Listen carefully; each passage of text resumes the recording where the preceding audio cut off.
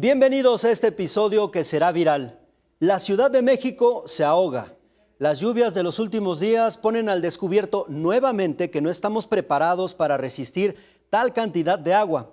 Se inundan casas, comercios, vialidades. Bueno, hasta el Zócalo se inundó. Vimos por ahí un grupo de policías batallando para abrir las alcantarillas. Miren, no solo es el caos y el riesgo que causan las inundaciones. ¿Saben qué es lo peor? Que esa agua podríamos estar captándola para aprovecharla. En fin, para hablar de todo esto, hoy en Será Viral nos acompaña José Luis Loeje Tamargo, presidente de la Asociación Ciudad Posible AC, además extitular de la Comisión Nacional del Agua. José Luis, gracias por estar con nosotros. Gracias a ti, Juan. Bien, gracias. Por supuesto, saludamos a Eduardo Vázquez, director ejecutivo de Agua en la Capital, Fondo de Agua de la Ciudad de México. Gracias, Eduardo. Gracias, Juan, a ti por el interés, al auditorio por acompañarnos y, por supuesto, a José Luis, siempre un gusto estar compartiendo mesa. El gusto es mío y seguramente de aquí van a salir cosas muy buenas. Si me lo permiten, vamos a entrarle en materia para que esto fluya, les decía, pero que fluya, no como el agua que se está quedando por ahí en las calles y se está convirtiendo en un problema. Ingeniero José Luis Loeje Tamargo, ¿qué te parece lo que estamos viviendo? A ver, es un problema de alcantarillado, es un problema de cultura, no hay inversión. ¿Cómo puedes definir lo que vivimos en los últimos días? Bueno, muchas gracias, Juan. Mira, es un problema, yo diría, muy preocupante, que además año con año se agrava. Comentamos al inicio, Eduardo y yo, que nos vemos casi una vez al año para estos temas, ¿no? Precisamente en la temporada de lluvias, que aunque tuvimos 3 años de de sequía grave en todo el país, incluyendo el Valle de México, pues ahora estamos teniendo lluvias muy abundantes y la cuenca del Valle de México es una región que tiene pues un poquito arriba de la media nacional, es decir, tenemos mucha lluvia. Se calcula, Juan, Eduardo, que recibimos de lluvia casi 3 veces lo que requeriríamos para todos los usos. Es decir, que no requeriríamos traer agua de ningún lado, ni extraer, ni sobreextraer agua del acuífero, y sin embargo, de ese enorme volumen, prácticamente no aprovechamos nada. Y esto es un problema verdaderamente estructural. Desde luego una pésima planeación urbana, una invasión de áreas de recarga, de bosque, de áreas verdes, de zonas de filtración que hoy no las tenemos, desde el Chichinautzin a Jusco Medio, los Dinamos, el Desierto de los Leones, y esto aunado a 6 años, yo diría, de sequía, pero de sequía grave presupuestal. Es decir, en el sexenio anterior, sin que esto suene solo una crítica, no es ni partidista, ni ideológica, ni nada, no se invirtió en infraestructura hidráulica prácticamente en el país, pero particularmente en la región de la zona metropolitana no se hizo. No hay visión metropolitana. También hay que entender que estamos prácticamente en la quinta megalópolis del planeta. Somos 23 millones de habitantes y aquí está la capital de la República y no se le da esa, digamos, seguimiento y esa importancia Sí, claro. a la Ciudad de México porque no hay continuidad, Juan, Eduardo, no hay continuidad en los programas. Y esto pues se agrava día a día, lamentablemente. No hay continuidad, no hay una visión metropolitana, no hay recursos suficientes o si los hay, se están canalizando de otra manera. Eduardo, ¿qué te parece esto? Porque hablando de la manera en que se canalizan los recursos, pues muchas veces las obras de drenaje y demás no son las que lucen mucho. Por eso a los políticos pareciera que no les agradan, ¿no? Es mejor construir cosas que estén muy vistosas, pero el drenaje como no se ve hasta que viene la inundación nos preocupamos. Sí, así es. Creo que efectivamente, como bien dice José Luis, la realidad que estamos viviendo, la complejidad que estamos viviendo tiene distintas causas y razones, tanto por decisiones que se han tomado en el tiempo. Es importante decirlo que también, como se refería anteriormente, esto tiene que ver con un diseño de un sistema de tiempo atrás que claramente no está preparado para recibir este tipo de fenómenos tan complejos con precipitaciones históricas. Bien lo decía la jefa de gobierno hace un par de días, la propia presidenta, estos fenómenos tan complejos que estamos viviendo, que evidentemente dejan ver que la infraestructura no solo es caduca, sino que no tiene una preparación adecuada para esta nueva realidad de incertidumbre climática que estamos viviendo. Recordando, y se me hace muy importante lo que decía José Luis, porque el reto del agua tiene múltiples dimensiones. Hace 12 meses, en estas mismas fechas, el debate era el día cero. Y ahorita el debate es qué hacemos con toda esta agua que nos está complicando tanto la existencia en esta y otras regiones del país, porque no solo es la Ciudad de México, acaba de suceder en Guadalajara, en mismo La Paz, también hubo un fenómeno muy grave en estos días.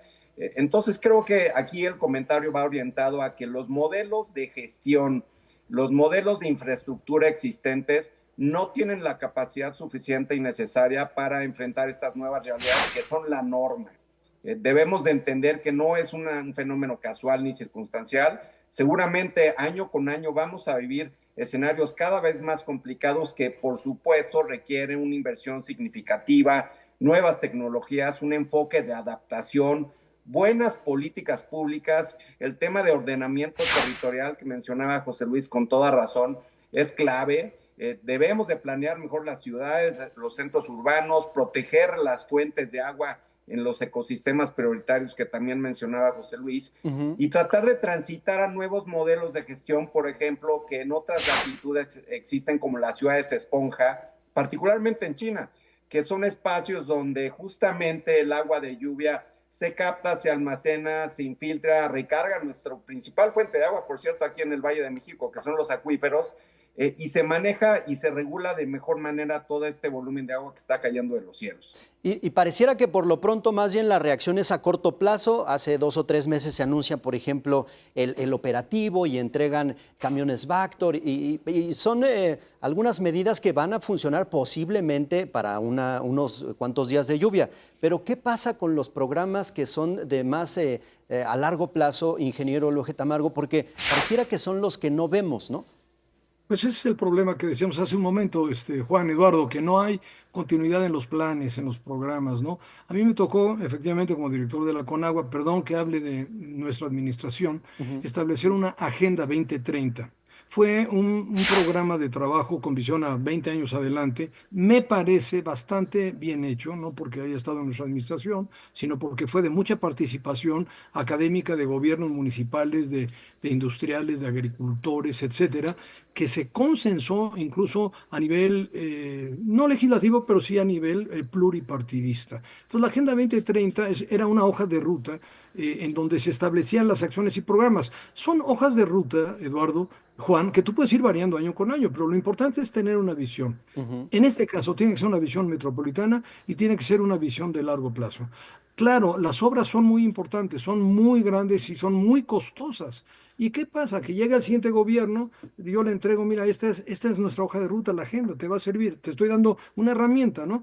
Y la ponen a un lado y no la siguen. Y el último gobierno, Juan, la llevó a cero, es decir, no se invirtió absolutamente nada en obras que tienen que tener mucha continuidad. Voy a poner un ejemplo. El sistema de drenaje profundo se construye en los años 70.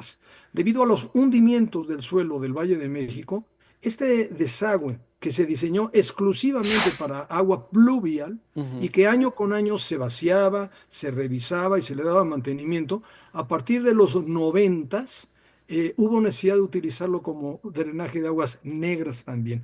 Desde ese entonces, desde los 90 hasta nuestra administración, no se le dio prácticamente mantenimiento, ¿no? Entonces tomó una decisión de carácter de seguridad. Hay que construir un ducto paralelo, que era el túnel emisor oriente, para que, como una infraestructura redundante, en temporada de lluvias operen los dos emisores, el emisor central y el túnel emisor oriente, pero en temporada de secas, uno de los dos debe de estar en mantenimiento, se debe de vaciar, ¿no? Anualmente. Quiere decir que cada 2 años tendrías que hacer esta operación. Esa palabra tan simple que se llama mantenimiento no existe en los actuales gobiernos. Esto es muy grave, Juan, porque nosotros concluimos entre 2007 y 2012, el túnel emisor Oriente se inauguró tiempo después, pero en realidad estaba prácticamente concluido, y es la fecha en que ninguno de los dos se ha vaciado para hacer esa revisión. Entonces, frente a esta realidad, imagínate todas las lagunas de regulación, las lagunas que realmente son de protección, pues tampoco se les da mantenimiento, están llenas de basura. Tenemos que cambiar radicalmente esa falta de visión de mantenimiento y de infraestructura hidráulica. Bien, ingeniero, y ahora que lo ponía sobre la mesa, el tema como tal, el túnel emisor Oriente, por años nos hablaban de que sería la solución. ¿Qué es lo que sucede en este sentido? Y me gustaría abordarlo también contigo, Eduardo. No está llegando el agua al túnel, hablaba el ingeniero Oleje Tamargo de la falta de mantenimiento, pero ¿qué sucede? Ahí pareciera que no hay un match entre la alcantarilla que está fuera de mi casa o que está aquí en el Río Consulado, en cualquier avenida, con el túnel emisor Oriente. ¿Es mantenimiento? ¿Es que no hay una conexión ahí establecida? ¿Qué es lo que no funciona ahí en medio? Sí, a ver, creo que José Luis lo acaba de decir con toda prontitud y de manera correcta. Es un tema de mantenimiento, es un tema de debida operación, es un tema de asolvamiento. Ujú. Mucha de la infraestructura tiene serios problemas, por ejemplo, con la basura, porque aquí sí también me gustaría poner sobre la mesa el tema de la corresponsabilidad. Claro. Claramente, y bien lo decía José Luis, desde los 90 hemos estado acumulando problemas que han crecido de manera significativa. Es más, en esos años el fenómeno de cambio climático no era tan relevante como lo es ahora. Recuerdo bien ese proceso que señala José Luis, en el cual tuve la fortuna de participar, la Agenda 2030. Debo de reconocer que fue un proceso muy oportuno, con una visión justamente de mediano y largo plazo, que por distintas razones, y ahí habría que resaltar que en distintas administraciones, tanto a nivel federal como local, de diversos partidos, no se terminó abrazando. Nosotros mismos desde Agua Capital con la UNAM recientemente hicimos una investigación, pusimos sobre la mesa un documento de planteamientos al 2040, donde estamos planteando una serie de acciones con un rango de inversión de 59,000 millones de pesos en distintos elementos, ¿no? Entonces, creo que rescataría, por supuesto, el tema de mantenimiento, debida operación, la planeación a mediano y largo plazo, la inversión suficiente y esa continuidad que refiere José Luis, porque esto no es de banderas políticas ni de partidos, ni siquiera de entidades federativas. Claro, bien lo decía también José Luis, debe de tener un enfoque metropolitano y de cuenca. Tendría que administrarse el recurso y la operación de toda esta infraestructura tan compleja de una manera coordinada entre las entidades federativas y municipios de toda esta región, lo cual no termina sucediendo y vivimos generalmente en un plano reactivo, donde se está atendiendo, vivimos en una atención de emergencia permanente cuando tenemos que transitar. Por eso hablaba yo de un modelo de gestión Claro. preventivo del riesgo de manera mucho más eficiente. Y aquí, por ejemplo, no hay duda en la corresponsabilidad, la parte que nos toca a nosotros los ciudadanos, porque de verdad que estamos en el año 2025 y como dicen algunos memes, pensamos que veríamos autos voladores en este año y no, nos están enseñando a no tirar la basura en las alcantarillas, lo cual es vergonzoso, pero es una realidad, ¿no? He visto campañas de las alcaldías donde le piden a la gente que no tiren la bolsita con las heces de su perro cuando salen a la calle porque taponean el drenaje. Vaya, hay una corresponsabilidad en donde no podemos echarle la culpa al 100% a las autoridades. No sé si lo consideras así, ingeniero Oleje Tamargo. Sí, definitivamente, esa campaña de hace ya muchos años, Juan Eduardo, de pon la basura en su lugar, parece que entró por un oído y salió por el otro. Es impresionante cuando hay por ejemplo, algún evento en el Zócalo o en alguna plaza pública, sale la gente y uno dice, ¿cómo es posible que hay toneladas de basura en el suelo? Es decir, no tenemos educación, no tenemos civismo, esa materia tan elemental que desde la primaria tuvimos, al menos nosotros de chiquitos, ¿no? Efectivamente, es una falta de educación, es gravísimo lo que está pasando y hay que no solamente hacer las campañas, hay que sancionar incluso cuando hay este tipo de acciones. El problema central en este momento, por lo que decía Eduardo y por lo que tú comentabas también, Juan, Ujú. también es de inversión. Es decir, la agenda del agua no tiene continuidad en gran medida por un cambio en la visión de carácter presupuestal, ¿no? Nosotros invertimos muchísimos recursos, pero muchísimos. Se hicieron grandes plantas de bombeo profundo, varios túneles profundos, no solamente el emisor Oriente, también el túnel profundo del río de la Compañía, el canal superficial del río de la Compañía, el túnel profundo del río de los Remedios, todo, digamos, buscando esa interconexión de los sistemas de desagüe para que operen con mayor eficiencia, ¿no? Ahora, cambian los gobiernos, cambia la visión de carácter presupuestal. Los nuevos diputados no entienden la importancia que tiene darle continuidad a proyectos que son transeccionales, que no son de partidos políticos, que no corresponden al PAN o a Morena o al PRI, sino que corresponden a un beneficio para la sociedad y sobre todo para la seguridad, ¿no? Entonces, ¿cómo te explicas, Juan, Eduardo, que entra la administración del presidente López Obrador y se va a la mitad del presupuesto de la Conagua? Hoy la Conagua opera con menos presupuesto cuando yo salí en el 2012, hace más de 12 años. Eso no es posible.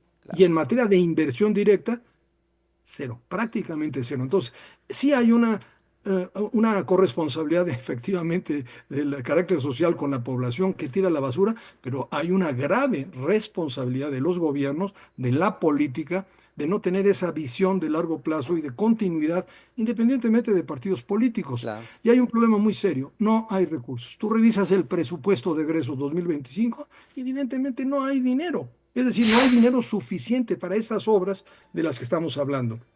Y aquí quiero mencionar algo que Eduardo también lo ha comentado varias veces. Por ejemplo, la Ciudad de Esponja, que es un programa de agua capital muy, muy importante.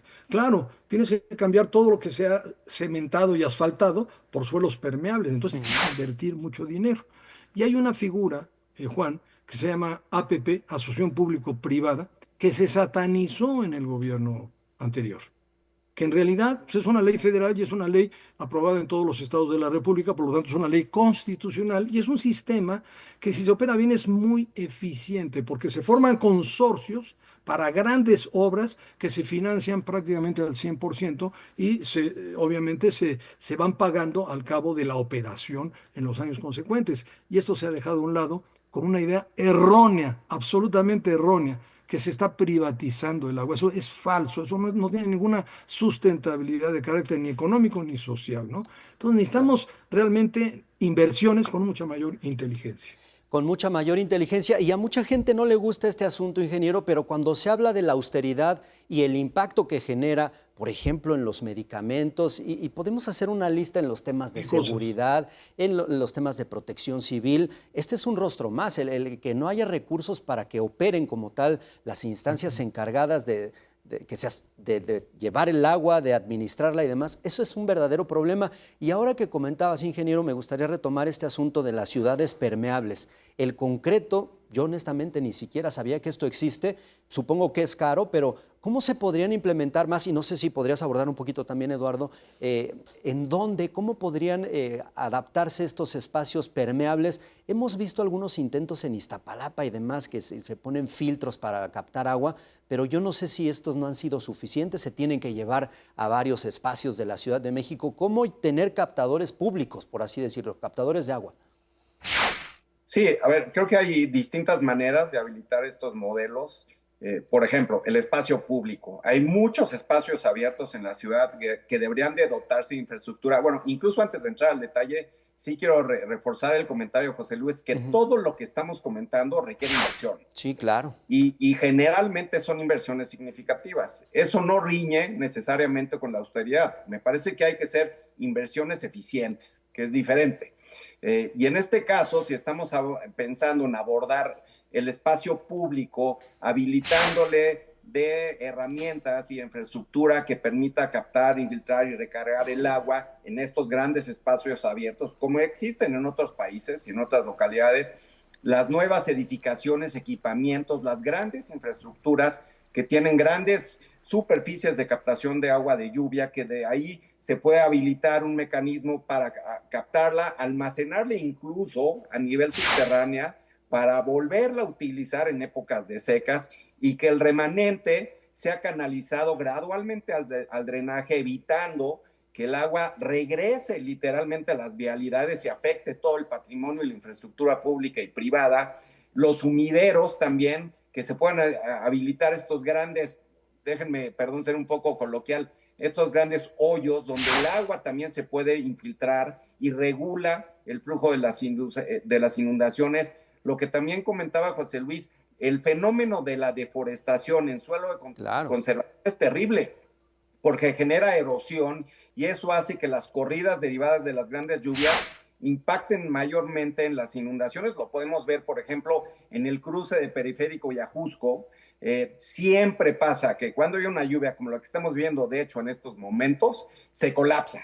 Se colapsa la infraestructura y estas grandes inundaciones que incluso hace 2 días llegaron a Circuito Interior, a Churubusco, al viaducto, y tiene que ver mucho con esto, con la falta de ordenamiento territorial y tener estas grandes infraestructuras y herramientas que ayudan a regular y mitigar el impacto de estos fenómenos. Gracias, Eduardo. José Luis Luege Tamargo, a ver, no sé si tienes el dato, posiblemente sí. ¿Cuántos captadores de agua hay para la Ciudad de México o para el Valle de México? Y no sé en dónde se podrían hacer más, porque evidentemente tenemos aquí la ciudad estamos peleándonos cada centímetro y cada metro. No sé si habría espacio para tener este tipo de captadores. ¿Cómo se tendrían o dónde se tendrían que construir? Mira, en realidad te decía yo al principio que en el Valle de México, en la cuenca del Valle de México, llueve arriba de la media nacional. Está incluso estimada, es una cifra aproximada del Meteorológico Nacional, de la UNAM también, en alrededor de 6.800 millones de metros cúbicos, que es equivalente a la segunda presa más grande de México, la presa Malpaso. Que esa presa, si se vaciara en el Valle de México, pues nos inundaría completamente la gran parte del valle, ¿no? Llueve casi 2.7 veces más de toda el agua que requerimos para todos los usos. Pero ¿qué pasa? El 70% se evapora, por lo que decíamos hace un momento, porque hemos hecho de la ciudad una plancha de asfalto y de cemento. Entonces, ¿dónde están las zonas permeables del agua? De poco serviría, obviamente, estar haciendo pozos de absorción, porque además depende mucho de la condición del suelo. El suelo del Valle de México es fundamentalmente arcilla, y la arcilla es impermeable, pero hay capas de arcilla hasta de 200 metros, hay capas de arcilla de 20 metros. Todo depende mucho de la calidad del suelo. Y también para infiltrar, hay una norma que nos tocó a nosotros aprobar cuando estuve en la Semarnat, que es la norma de infiltración. Tú no puedes meter el agua de lluvia directamente a un pozo porque contaminas el acuífero, primero. Ok. Entonces, el área permeable de la ciudad es básicamente digamos, todas las cordilleras. Por el lado poniente, que es desde el Chichinautzin, como dijimos en un momento, hasta la Sierra de Hidalgo, ¿no? Pasando a Jusco Medio, Dinamos, Desierto de los Leones. Luego viene la cuenca tributaria oriental, y desde luego está en el norte la Sierra de Guadalupe, que está pues, destrozada también. Bueno, tenemos que recuperar, en la medida que vayamos avanzando en este plan del cual hablamos, áreas de recarga naturales. Ya lo dijo Eduardo, o sea, hay muchos concretos permeables. Tú no vas a mover millones de casas del lado poniente, pero sí puede ser que las calles, las aceras, los patios, los estacionamientos sean 100% permeables, obviamente también con un buen sistema de desagüe. Entonces, la permeabilidad hay que aprovechar la naturaleza. Es en las partes altas, en las laderas de los montes. Esa es la zona permeable fundamental. Los pozos de absorción, yo estoy de acuerdo, y también en la reinyección de agua de calidad tratada, siempre y cuando llegues a la norma de reinyección, ¿no? Pero también lo que decíamos, es muy importante captar agua. Es decir, si nos llueven 6.800 millones, perdemos el 70%, un 10% se infiltra, afortunadamente todavía una parte se infiltra, y la otra nos inunda. Bueno, esa que nos inunda, que es el 20%, imagínate, casi 1.000 millones de metros cúbicos, dirigirlos a áreas que tenemos todavía en el Valle de México. La zona de Jico, entre Tláhuac y Chalco, Ujú. Xochimilco, propio Chalco, que tiene donde podemos acumular agua, el lago de Texcoco, bueno, la zona federal del lago de Texcoco. Y esas obras que sí se pueden hacer, hay que ponerlas en blanco y negro, Juan. Y hay que ponerlas en una hoja de ruta, porque no lo vamos a hacer ni en uno, ni en dos, ni en tres. Son programas a 10, 20 y 30 años que tenemos que empezar ya. Entonces, si eso no se entiende, si no entendemos los requerimientos a mediano y largo plazo, estamos frente a una catástrofe inminente, porque hoy nos estamos inundando. El día de mañana puede haber una falla grave en los Claro. sistemas de drenaje profundo o en el Gran Canal. Y entonces, ¿qué vamos a hacer? Se va a inundar Tláhuac, Chalco, Neza, Iztapalapa, Ecatepec. ¿Qué vamos a hacer?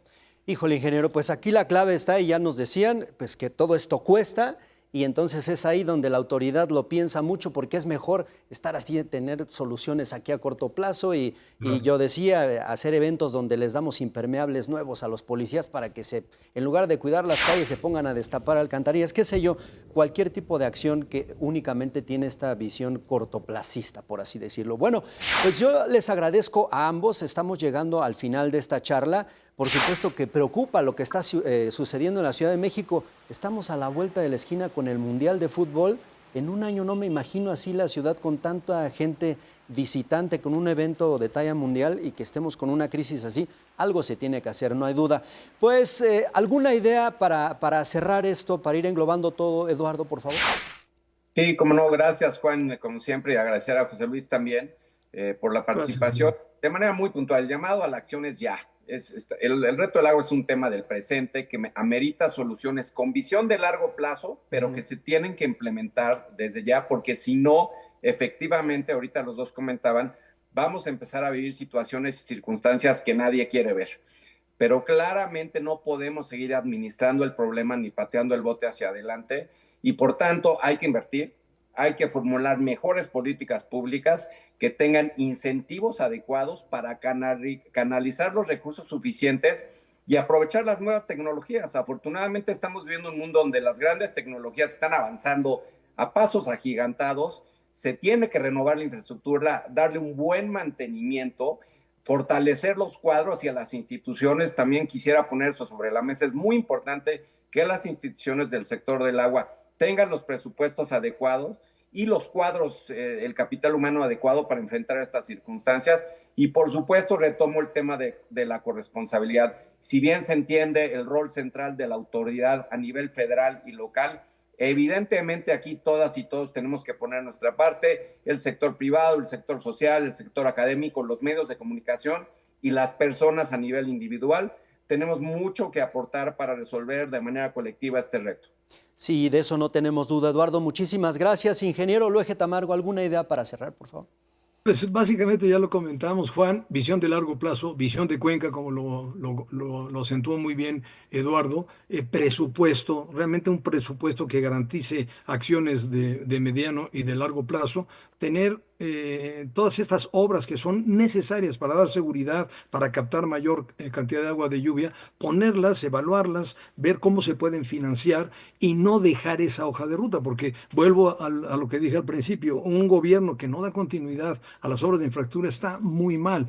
Hay que insistir, esto es política pura, o sea, el gasto Claro. social, las obras sociales, pues son esas, precisamente educación, salud, seguridad, infraestructura. Si tú no das, no hay agua de calidad, no tienes un drenaje eficaz, no hay un buen transporte, no hay buenos caminos, no hay buenas carreteras, pues no estás ayudando realmente socialmente a la gente. O sea, el gasto social no es solo distribuir el presupuesto entre la gente, no, no, no. El gasto social es todas esas acciones que se deben de hacer en favor de la gente, principalmente de los más necesitados. Entonces, también hace falta Claro. un cambio ahí de mentalidad en la política como se está llevando en ese momento, pero bueno, eso ya es política pura, Ujú. ese es mi punto de vista. Y, Muchísimas gracias. y sin duda Eduardo, no hay que gracias, Juan. acostumbrarnos, sin duda no hay que acostumbrarnos a estas escenas de ver el viaducto de nueva cuenta convertido en un No río es posible. porque no estamos para ello. Pues yo les agradezco a ambos. Al contrario. Antes de irnos brevemente, en una sola palabra, Eduardo, ¿cómo definirías lo que vivimos en estos días?